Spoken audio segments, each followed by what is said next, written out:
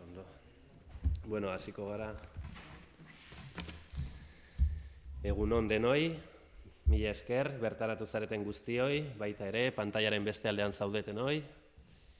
Gaur aurkezten dizuegun eleberria, Zuara saieko 3. alea da, eta izenburua du Buruezurren itsasoan.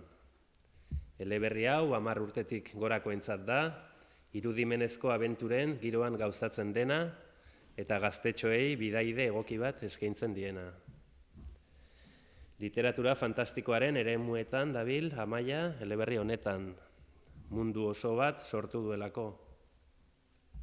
Amaia, Idiazabalen jaio zen, 1983 urtean, lehen hezkuntzako irakaslea da, eta Bergarako idazle eskolan gradu ondokoa egin zuen. Haizelekuak argitaratu zuen 2020an, eta 2021an Gazteei zuzendutako 2 nobela. Saiari hasiera eman zion Zuara, itsasoaren deia, eta herria txikotaren bildumaren barruan pitzatuta gaude denok. Iaz, Klionaren kanpaiak idatzi zuen Zuara saieko 2. alea. Liburua ilustratu duen Laida Ruiz irudigileak lan fina egin du Zuararen munduaren alderdi grafikoa landuz beste behin, eta bikain interpretatu ditu idazlearen ideia eta liburuaren premiak. Liburuari buruz, gertakari larri batek Zuara urpeko mundura itzularaziko du, arrapaladan. Ustekabeko gertakari batek hain zuzen ere, bere lagunetariko baten desagerpen misteriotsuak. Haren arrastoari jarraika eta oso maite ez duen bidaide batekin, urrez ezagunetan biziraun beharko du. Biziraun diogu, hainbat arrisku izango baititu inguruan. Topatu nahi ez dituen lagun zarretatik hasi eta gerrarako prest dauden klan amorratuetara. Ezkutuan eta ilunpean jardun beharko du beraz, aurrera egin nahi badu. Eta oioi ipurdia jartzen dion eszenatoki batean gainera, Buruezurren itsasoan. Amaia, Zuararen abenturak orain arte jarraitu dituztenek ezagutzen dute Urrazpiko mundua zerbait. Zer esango zenuke 3. atal honen inguruan, zer ekarriko dio historiari, zein ezaugarri dauzka? Bai, egunon eta eskerrik asko etortzeagatik, esan bezala. Aipatu dugu, bai, 3. alea da hau, sailekoa, beraz ja suposatzen dut honi heltzen dioten irakurleek ziurrenik Zuara, bere mundua, Lumeraga itsaspeko herria, Balea Beltzaren klana, ezagun izango dituztela, ona iritsi balin badira.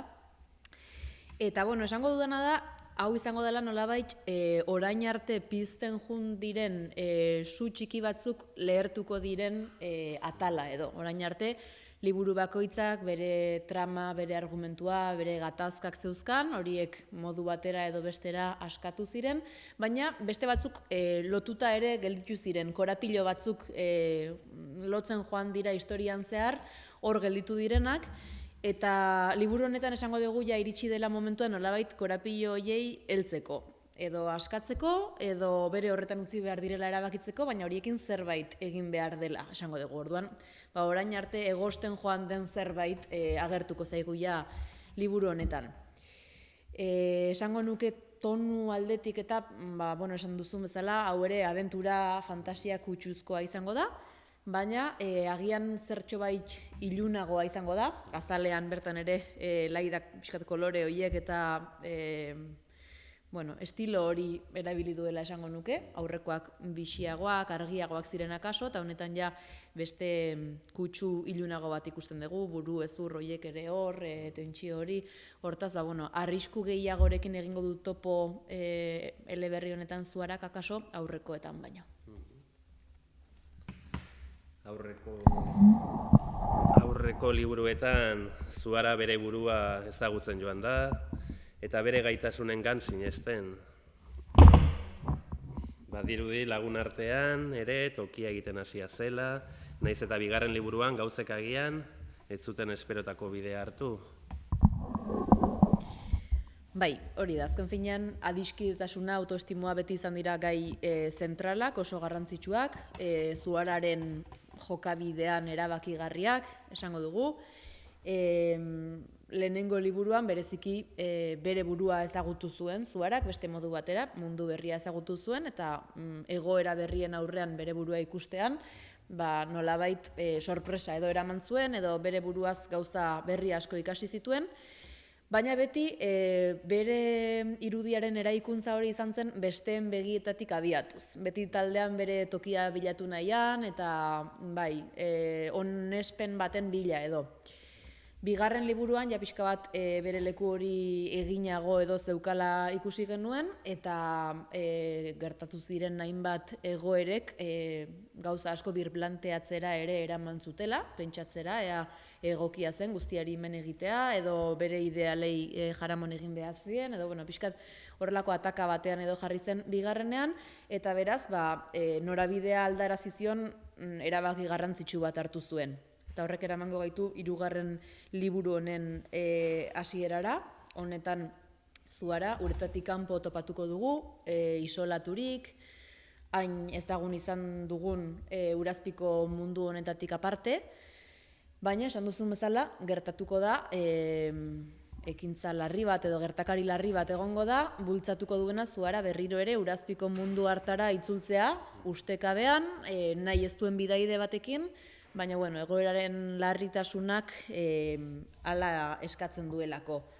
Hortaz, hemen ere esango nuke jarraituko dugula pixka bat trama bideratzen adiskidetasun, lagunarteko gatazka, zerraldi, konponbide, barkazio, bigarren aukera, gauza horietara, horiek guztiak garrantzitsuak izango dira bere historian eta bere kontakizun horren bilakaeran. Eta, bereziki aipatuko nuke aurre iritziek ere garrantzi handia izango dutela atal honetan, izan ere, orain arte pertsonaia batzuk, testu inguru bat ezagutzen joan da irakurlea, ideia batzuk sortu ditu, ziurrenik pertsonaia batzuen inguruan, batzuk akaso maiteko ditu, beste batzuk ez ditu gogoko izango, baina, ideia hori eraikitzen joan da pertsonai horiek erakutsi dutenaren arabera. Eta, eguneroko bizitzan, errealitatean gertatzen den bezala, askotan ez dugu jakiten horren atzean ze arrazoi dauden, ez? Ze histori bizi izan duen pertsonaia bakoitzak, pertsona bakoitzak, zerk eramaten duen horrela jokatzera. Eta kasu honetan adibidez, gertatuko zaio Zuarari, eta baita beste pertsonaia bati ere, elkarrengan uste okerrak zituztela konturatuko direla, edo aurre epaiketa bat edo egin dutela benetan pertsona hori ondo ezagutu gabe. Eta sorpresa ugari eramango dituzte bidean, eta iruditzen zait agian hainbat irakurleri ere gertatuko zaiola hori, ez? Bigarren liburuan bereziki pertsonaia batzuekiko ideia batzuk edo sortuko zituztela, eta hemen beste aurpegi bat erakutsiko dutela, eta agian beste ikuspegi batetik edo begiratuko dietela pertsonaia horiei horren ostean, iruditzen zait. Adiskidetasuna, autoestimua, abentura, fantasia, agertuko dira beraz, historia honetan ere. Horiez gain, beste elementu garrantzitsurik topatuko aldu irakurleak? Aipatu dituzun horiek ezinbesteko izango dira, aipatu dudan bezala. Bestetik esango nuke, abentura honek esan dizuet beste kutsu ilunago bat edo baduela, arriskutsuagoa agian, eta hori etorriko da gure gaur egungo errealitatearekin oso lotuta dauden hainbat faktoreren eskutik. Aurretik aipatu ditudan su txiki horiek ez, bidean joan gara ikusten, itsasoan 1000 abentura bizi izan ditu Zuarak, oso itsasazpi ederra, miresgarria, esmeralda kolorekoa ikusi dugu, baina joan gara bidean ikusten kutsadurak ere baduela eragin bat, ondorio batzuk dituela, joan gara horren zantzu batzuk edo ikusten, eta hemen egoera nolabait lertuko da horren eraginez. Hortaz adibidez, itsasoen kutsadura ere esango nuke liburuan nahiko gai zentrala izango dela alde batetik, eta gaur egun etengabe ikusten ari garen gerra horiek ere liburuan agertuko zaizkigu, izan ere Zuara itsasora barneratuko den, atzera barneratuko den momentu honetan, itsaspea tentsio egoera handi batean egongo da, hainbat faktorek eragin dute, klanak euren artean haserre egotea, eta beraz, giro oso beroa eta latza nabarituko du Zuarak itsasazpian, ez? Gerra eztanda egitear dagoela edo esaten da. Orduan, hainbat gai ikusiko ditugu tentsioa sortuko dutenak, kezka sortuko dutenak, eta era berean irakurleak seguruenik bere eguneroko bizimoduan ere gertuago edo urrunago ikusiko dituenak, edo ezagunak izango dituenak gutxienez. Eta noski hori guztia, pixkat liburuaren arima den fantasia kutsu horrekin zipristindurik, misterioa ere hor izango da, aztikeria, iluntasun giro horretan, orduan, esango nuke hori izango dela gutxi gora bera irakurleak honetan topatuko duena. Oso ondo azaldu dugu, Amaia, liburua, inork bere horretan utzi dezakegu, inork galderarik balu, galde dezala, bai. Aurreko bilan irakurri gabe ulertu daiteke liburu hau edo komenigarriagoa da pixka bat bere zuararen ibilbide osoa jarraitzea. Esango nuke komenigarria badela aurreko liburuak irakurriak izatea, batez ere kontestu horretan kokatzeko, egoera zergatik iritsi den puntu horretara ulertzeko, aipatu dudan pertsonaiekiko aurre iritzi horien jolasa ere akaso irakurtzen ez dutenek biziko ez dutelako. Orduan, irakurketa osatuagoa egingo du noski aurreko liburuak ere irakurri dituen batek, beste irakurlea akaso galduxeago egongo da, baina, irakurtzeagatik posible da irakurtzea bere horretan, egia da zuara eszenatoki berrietan ibiliko dela, pertsonaia berriak ere ezagutuko ditu, hortaz, hau bera irakurtzen duenak ere akaso ideia bat atera dezake eta abentura horretan murgil daiteke ura ere. Baina, esango nuke abenturan erabat murgiltzeko komenigarria dela hasieratik irakurtzea saia. Eta aipatu duzu pixka bat adiskidetasuna, autoestimua, ikusten da pixka bat baita eta gaztetxoei begira, beraiek egunero bizi dituzten egoerak agian hor bilatuko dituzte, ez da. Modu batean kontatuta, baina... Hori da, ni irakaslea naiz, Oierrek uste aipatu duela aurretik ez, orduan pixkat ikasleengan edo ikusten ditudan hainbat kezka, egoera, izan dira pixkat ontara bideratu nautenak, ez, komentatu dugun autoestimu hori, edo askotan besteek onar gaitzaten egiten ditugun gauzak, akaso beste egoera baten egingo ez genituzkeenak, horren inguruko hausnarketa bada azken finean sail honen abia puntua, eta beraz, etengabe agertuko dira ziurrenik, irakurleak identifikatua senti daitezken egoerak, ez, lagunekiko haserreak, nola bizi duten haserre hori, nola konpondu daiteken gero, adiskidetasuna izango da gai zentrala.